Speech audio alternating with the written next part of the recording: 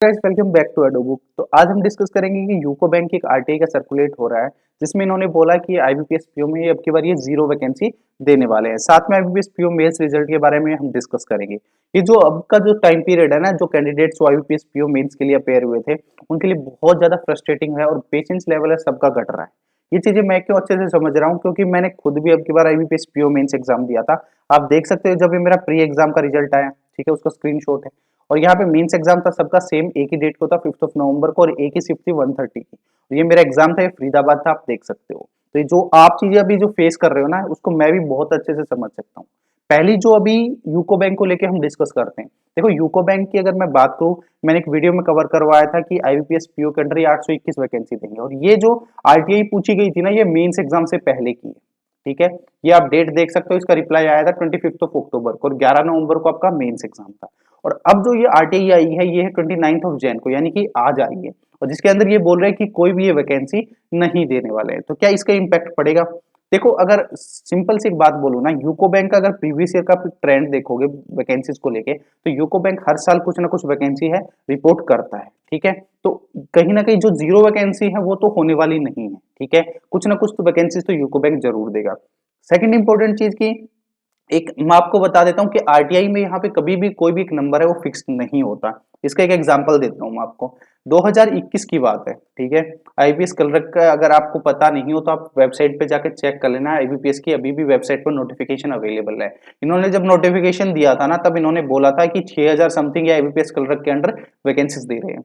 लेकिन काफी स्टूडेंट्स ने आरटीआई लगाया, पूछा कि भाई आप कितने वैकेंसी दे रहे हो ड्यूरिंग द प्री और मेंस एग्जाम। तो उन्होंने उस टाइम पे पता लगा कि करीबन 7800 टोटल वैकेंसी हो गई है। ठीक है, नोटिफिकेशन की वैकेंसीज को मिला के, यानी 1800 2000 वैकेंसीज और उसी टाइम पीरियड में रिपोर्ट हुई थी। आरटीआई से ये चीजें हमें पता लगी थी। ठीक है, तो स्टूडेंट्स का एक एस्टिमेट था कि चलो भाई मान लेते हैं 8000 के अराउंड है वैकेंसीज यहाँ पे आपको फाइनली देखने को मिलेंगे आईपीएस क्लर्क में। लेकिन जब फाइनल रिजल्ट आया, यानी 1 अप्रैल को जब रिजल्ट आया, तब टोटल फाइनल स्टूडेंट का सिलेक्शन हुआ था 12000 प्लस। ये अभी भी आप अगर गूगल करोगे ना, प्रोविजनल अलॉटमेंट की आपको एक फाइनल पीडीएफ मिल जाएगी, और नोटिफिकेशन की तो ऑफिशियल वेबसाइट पे पड़ी है आईबीपीएस की। और during this time period RTI के जो स्क्रीनशॉट्स भी आपको मिल जाएंगे अगर किसी टेलीग्राम चैनल पे आप ढूंढोगे 2021 के। तो ये चीजें क्या है कि कभी भी जो आरटीआई रिप्लाई होती है ना, आरटीआई से पता करते हैं, वो एक एग्जैक्ट नंबर कभी नहीं होता। काफी बैंक रिपोर्ट करते हैं, विड्रॉ करते हैं, फिर से रिपोर्ट करते हैं। ठीक है, लेकिन ये आईबीपीएस के साथ नहीं होता कि वो आईबीपीएस को रिपोर्ट कर रहे हैं, फिर विड्रॉ कर रहे हैं, फिर रिपोर्ट कर रहे हैं। नहीं, ये उनका जो खुद का एक एचआरएम डिपार्टमेंट होता है, एचआर डिपार्टमेंट होता है, वो ये चीजें उनके आरटीआई के थ्रू बताता है। ठीक है, तो ये जो एक डिस्कशन टाइम पीरियड होता है, जो उनकी मैनेजमेंट के बीच में भी वैकेंसीज देनी है नहीं देनी है, लेकिन काफी बार वो जेन्युइनली बोलूं तो वो वैसे ही बोल देते हैं कि कोई भी वैकेंसी नहीं है। ठीक है, डिफरेंट डिफरेंट आरटीआई के रिप्लाई देखे हैं मैंने सेम टाइम पीरियड में। ठीक है, एक मैंने ये प्रीवियसली, अगर मेरे को अगर वो स्क्रीनशॉट मिल गया तो एक वीडियो बना दूंगा।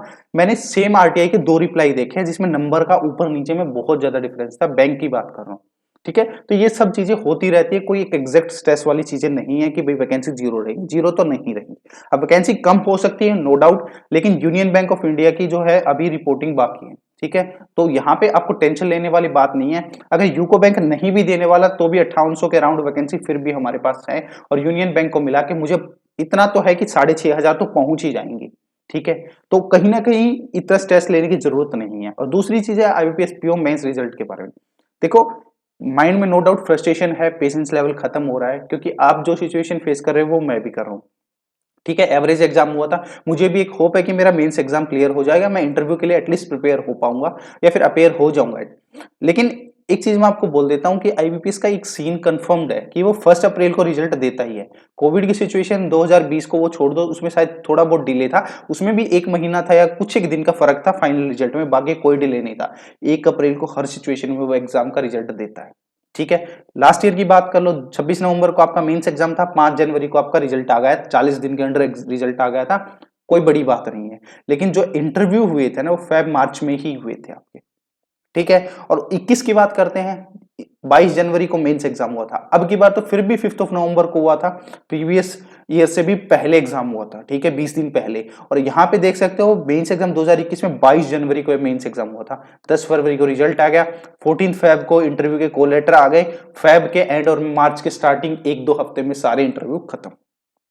अब आप एक चीज बता दो कि आपको इतना एक्सपेक्टेशन है कि 10 फेब तक रिजल्ट लेट हो जाएगा, चलो मान भी लेते 10 फेब 15 फेब, या मैं कहूं फेब के एंड तक भी रिजल्ट आ गया ना तो भी कोई बड़ी बात नहीं है, क्योंकि उनके पास पूरा मार्च महीना पड़ा है।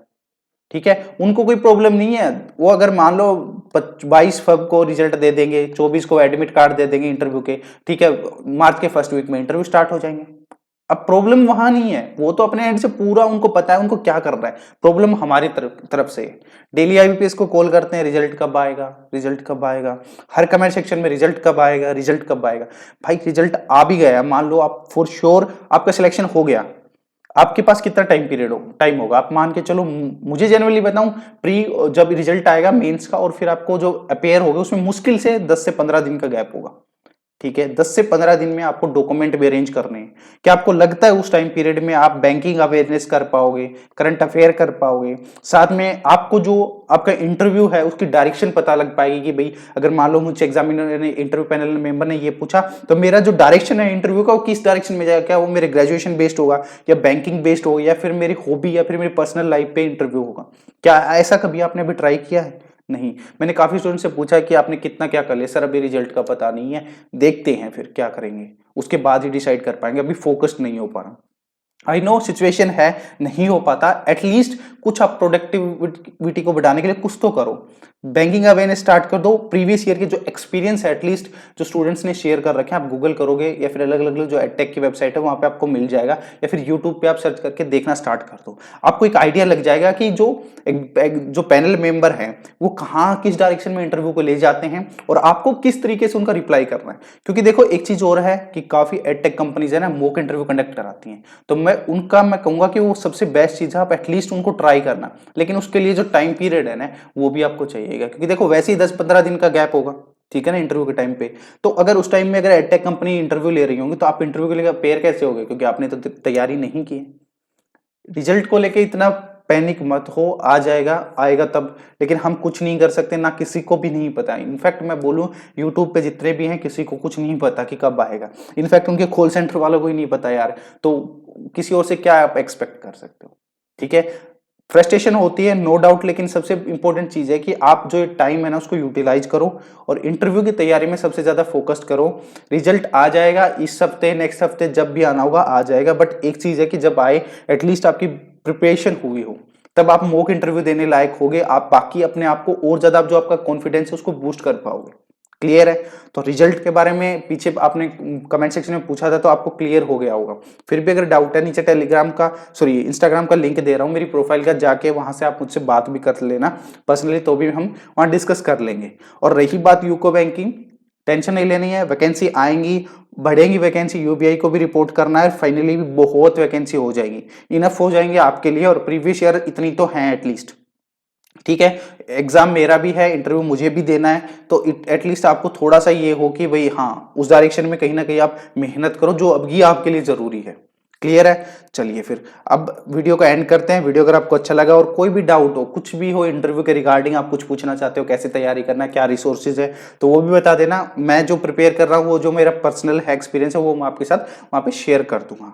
तो चलिए मिलते हैं नेक्स्ट वीडियो में, तब तक के लिए thank you and have a good day.